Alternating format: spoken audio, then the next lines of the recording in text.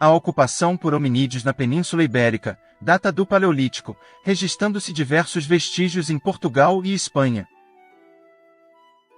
Muitos dos vestígios pré-históricos mais bem preservados estão na região de Atapuerca, em Espanha, rica em grutas calcárias que preservaram os registros de 1 milhão de anos de evolução humana.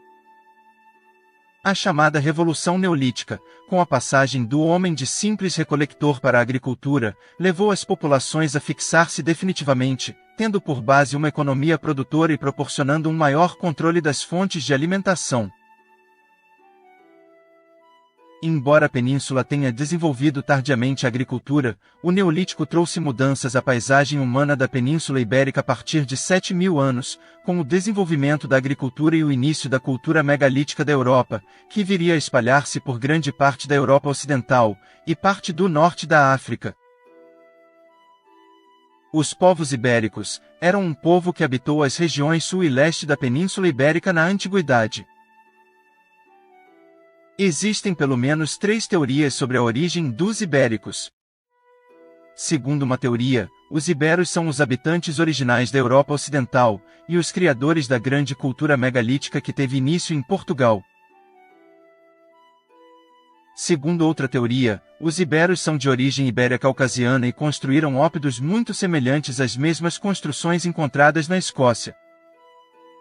Esta teoria apoia-se em evidências arqueológicas, genéticas e linguísticas.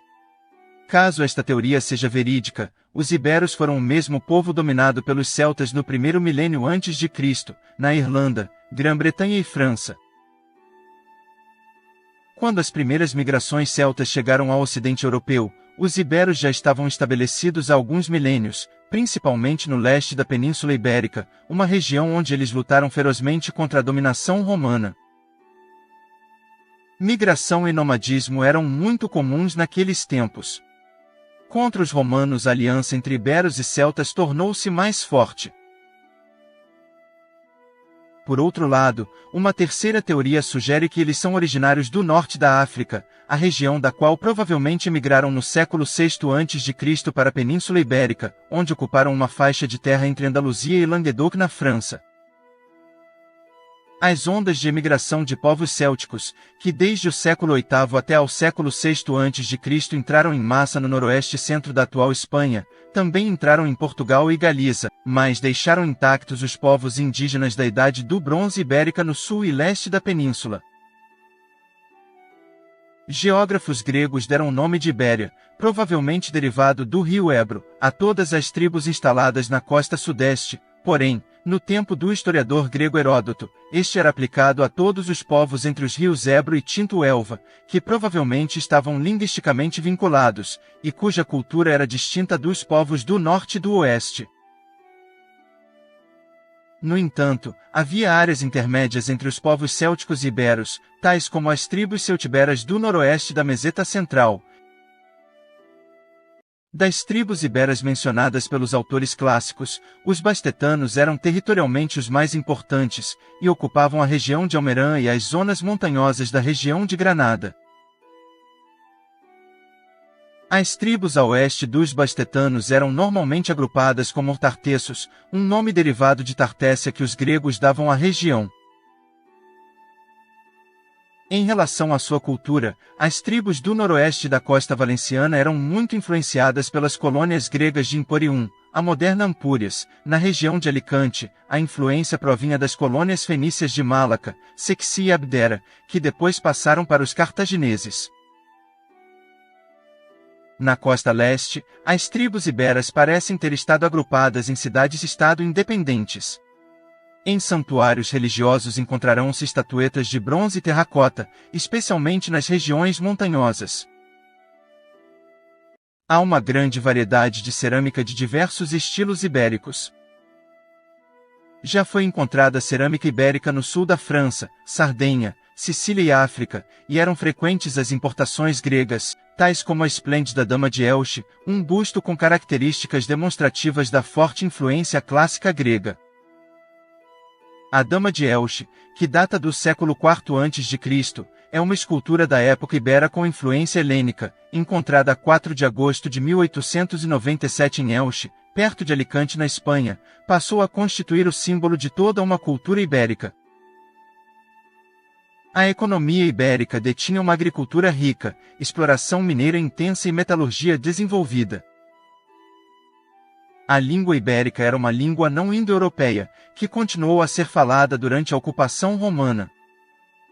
Ao longo da costa leste, utilizava-se uma escrita ibérica, um sistema de 28 sílabas e caracteres alfabéticos, alguns derivados dos sistemas fenício e grego, mas de origem desconhecida. A relação entre as escritas ibéricas norte-oriental e sul-oriental não é evidente. Ao que parece, ou os próprios glifos foram mudados ou eles assumiram novos valores. Os iberos conservaram a sua escrita durante a conquista romana, quando se começou a utilizar o alfabeto latino. Ainda que inicialmente se pensasse que a língua basca era descendente da ibera, hoje em dia sabe-se que estas eram línguas separadas. Tartesso foi, segundo descobertas arqueológicas, uma civilização histórica situada ao sul da Península Ibérica, caracterizada por um misto de traços ibéricos pré-históricos e fenícios. Tinha o seu próprio sistema de escrita, identificado como tartessiano, presente em 97 inscrições no idioma tartesso. Tartesso é também a designação usada pelos gregos para a primeira civilização ibérica. Nos registros históricos, Tartesso é descrita como uma cidade portuária semimítica anseize na costa sul da Península Ibérica, onde hoje é a moderna Andaluzia, na Espanha, na foz do rio Guadalquivir.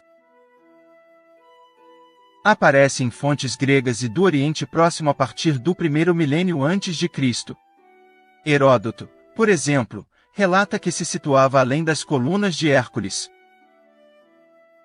Autores romanos tendiam a repetir as fontes gregas, mas por volta do final do primeiro milênio antes de Cristo há indícios de que o nome Tartesso caiu em desuso, e que a cidade se teria perdido devido a uma inundação, ainda que vários autores tenham tentado identificá-la por meio de outras cidades na área. Heródoto refere-se a um rei de Tartesso, Argantonio, presumivelmente coroado por sua riqueza em prata. Tartesso era um importante parceiro comercial dos fenícios, cuja presença na Ibéria data do século VIII a.C., e que construíram um porto próprio na região de Gadir, o que é hoje Cádiz. Tartesso tivera uma grande influência grega, que supostamente conduziu ao desaparecimento da sua monarquia. Desse desaparecimento surgiu uma nova civilização, descendente de Tartesso, adaptou-se às novas condições geopolíticas da sua época. Perdida a ligação comercial e cultural que Tartesso mantinha com os gregos, a Turdetânia ficou sob influência cartaginesa, embora desenvolvesse uma evolução própria da cultura anterior, de modo que a população turdetana sabia-se descendente dos antigos tartésios, e a chegada dos romanos ainda mantinha as suas senhas de identidade próprias. O escritor grego Estrabão escreveu algo sobre eles.